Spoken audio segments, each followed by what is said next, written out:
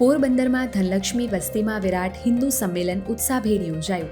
રણછોડરાયજી હવેલીના વૈષ્ણવાચાર્ય શ્રી શરદરાયજી મહારાજશ્રી બાવાશ્રીએ આશીર્વચન આપ્યા. સારા સંસ્કારોથી જ ધર્મ અને સમાજનું રક્ષણ શક્ય બનશે.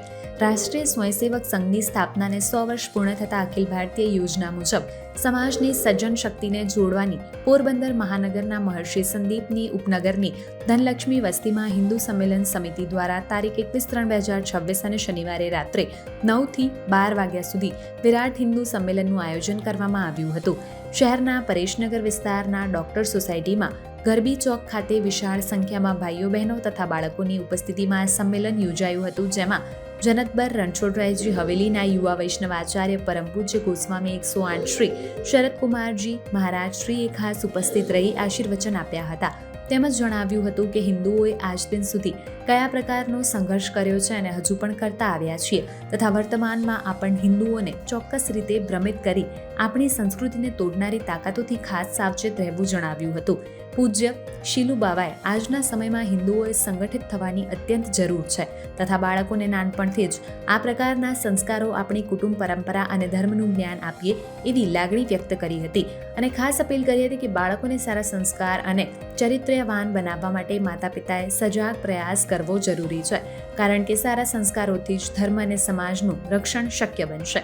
આ કાર્યક્રમમાં મુખ્ય વક્તા તરીકે હિન્દુ જાગરણ મંચના પ્રાંત કાર્યકારિણી સદસ્ય પરેશભાઈ ટેવાણીએ તેમના વક્તવ્યમાં રાષ્ટ્રીય સ્વયંસેવક સંઘ દ્વારા સૂચવેલા 5 પરિવર્તન દ્વારા સમાજ પરિવર્તન કઈ રીતે શક્ય છે એ વાત કરી હતી, જેમાં સામાજિક સમરસતા, કુટુંબ પ્રબોધન, પર્યાવરણ, સ્વબોધ અને નાગરિક કર્તવ્ય આ 5 વિષય દરેક વ્યક્તિએ આચરણમાં લઈ આવવું જણાવ્યું હતું.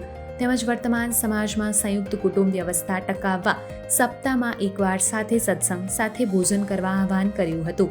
આ પ્રસંગે ધનલક્ષ્મી વસ્તી હિન્દુ સંમેલન સમિતિના અધ્યક્ષ મેરુભાઈ ઉડેદરાય ખાસ ઉપસ્થિત રહ્યા હતા.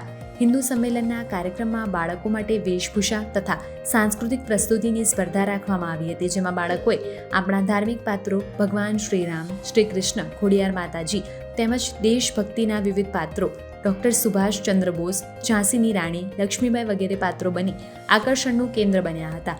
તેમજ બહેનો માટે આરતી ડેકોરેશનની સ્પર્ધા પણ રાખવામાં આવી હતી. વધુમાં સંઘના પ્રચાર વિભાગ દ્વારા સાહિત્યનો એક સ્ટોલ રાખવામાં આવ્યો હતો, જેમાં રાષ્ટ્રીય વિચારને લગતા પુસ્તકોનું પ્રદર્શન વેચાણ કરવામાં આવ્યું હતું.